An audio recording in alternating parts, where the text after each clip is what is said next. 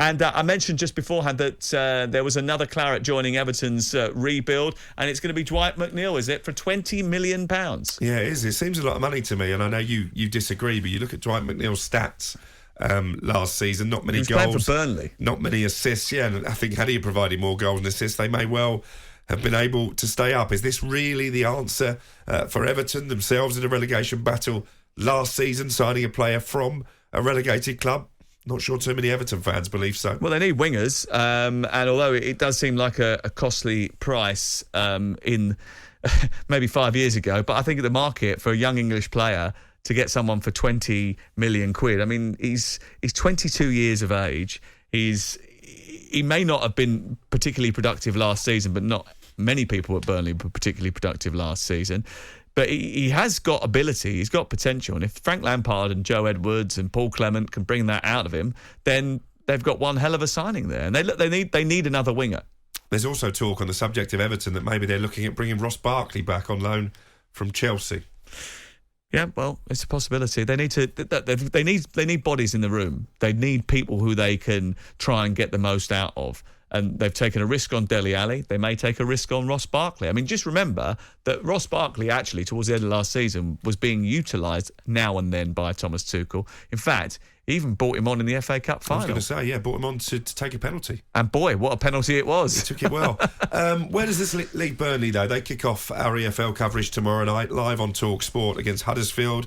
They've lost Pope, they've lost Tarkowski, well, they've lost me, they've lost various free agents. Weghorst has left the club. I've heard some really concerning stuff about that. We did a piece on the programme earlier in the week about them taking a loan out to cover so they got the money in immediately from the Nick Pope transfer, and they're going to pay that back over the course of a couple of years because they were getting the money from Newcastle in tranches.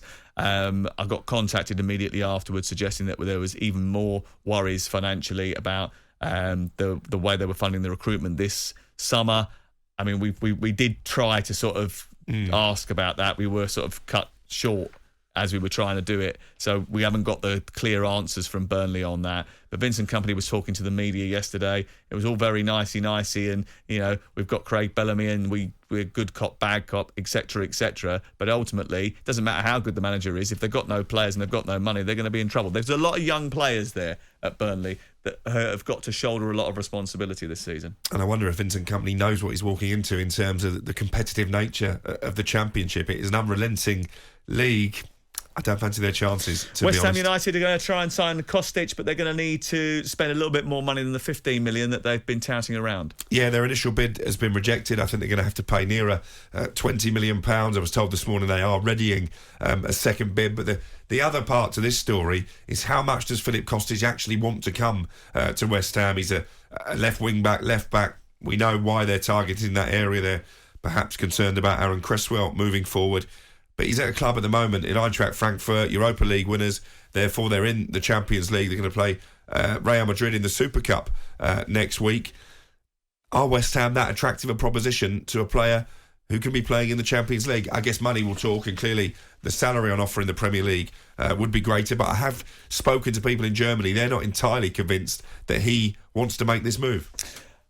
To buy a forward is never a simple process. To buy someone of huge talent is never cheap. Ajax have raised the price for Anthony to Manchester United to £84 million. It's too much. Why won't they pay it? Because it's too much money. Is it? I know you think he's a tremendous player. He's 22 years of age. He's Brazilian. He's played in Europe before. He's done very well in the Champions League. Is it really, bearing in mind the amount of money that is spent on central defenders, Harry Maguire, £80 million. You look at Koulibaly, he's 31 years of age, getting bought for 33 million quid by Chelsea, even though he's only got 1 year left on his contract. Is it really that much money if you get 5, 6, 7 years out of someone who's got that much talent? How many players have come out of Holland for that kind of transfer fee? Ruud van Nistelrooy. Wasn't 84 million, was it? No, I know it was back in the day. This is 20 years ago. But listen, I still think the Eredivisie to the Premier League is a big step up. The fact the price tag has gone up by, £25 million from what maybe Ajax were willing to take at the start of the summer. Well, it's 68 to 84. It's like 16 million quid. I can understand why Manchester United are having reservations. Just pay it, get it done. You think he's that good? I think look, if you're paying £68 million for someone and you're paying £84 million for someone, you either want them or you don't. If you want them, just pay it. Just get it done. Stop messing around. You know, at the end of the day, Manchester United, they haven't got enough deals over the line for me. They've been looking for Frankie de Jong. They were prepared to pay through the nose for him. If you need a player and want a player that much, go and get him. And I guess that's the issue. You're Manchester United. Manchester United, it seems willing to walk away from the Antony deal, despite the fact the player really wants to come to Old Trafford and link up with Erik ten Hag. But who are the alternatives? We are less than 2 weeks away now. So you're going to spend another couple of weeks looking around, trying to find someone. The price is going to go up because they know you're desperate anyway. Why don't you just pay the money for the player that you want? If you want a premium player, you have to pay a premium price. How will Erik ten Hag be feeling about this transfer window? I think he'll be absolutely fine because he's concentrating on coaching. He would like to have had Frankie de Jong. He would have liked to have had Antony. But if he knows anything about Manchester United, what you want and what you get have always been two different things. Just ask David Moyes, Louis van Gaal and Jose Mourinho. But it was meant to be a culture of change at Old Trafford this summer. We haven't really seen that, have we? With the way they're still messing about deals. Well, I don't know if they're messing about deals. You mentioned and you tried to have a go at other clubs for attacking targets that they were never going to get. Exactly. And Manchester United have attacked a target in Frankie de Jong that they're never going to get. By the way, you were pretty strident that he was still going to go and that Manchester United wouldn't have spent all this time chasing him if they thought that he was going to stay at Barcelona. I think he'll still end up at Manchester United, but I think it'll be a lot closer to the end of the transfer window, by which time there'll be 2, 3, maybe even 4 games into the Premier League season. I don't think it's an ideal scenario because as it stands, you're effectively telling Ten Hag you need to improve on the finishing position of last season with the cast-offs of previous managers because he's only signed 3 players. And you've got to use Anthony Martial, who the previous manager didn't want at the club. Doesn't look great, does it? Marcus Tavernier looks bright for him. He's going to move from Middlesbrough to Bournemouth in the next 24 hours. However, it's not so good for Chris Wilder and Middlesbrough. And Chris Wilder, from what we understand, getting increasingly frustrated. Yeah, we told you about this one in the notebook last week. Bournemouth increasingly confident of signing Marcus Tavernier, someone I know has been on their radar for some time. I'm told the fee is £10 million up front, rising to £13.5 million, depending on various add-ons, including international appearances. But this is 2 big players that Chris Wilder has lost this summer. Obviously, Jed Spence, although wasn't part of his plans, went for decent money as well.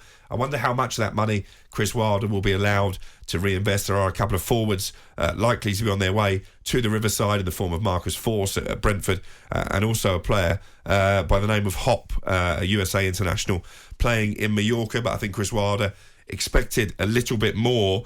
I actually thought Middlesbrough might be contenders in the Championship this season. I'm not so sure.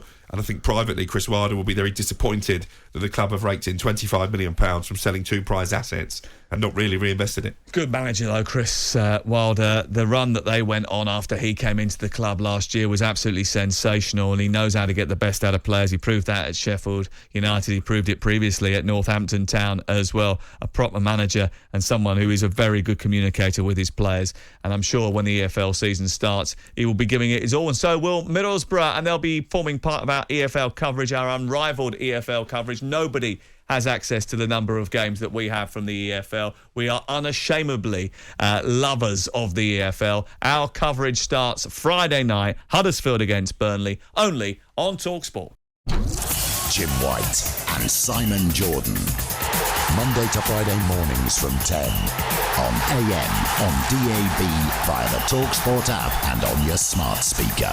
talkSPORT.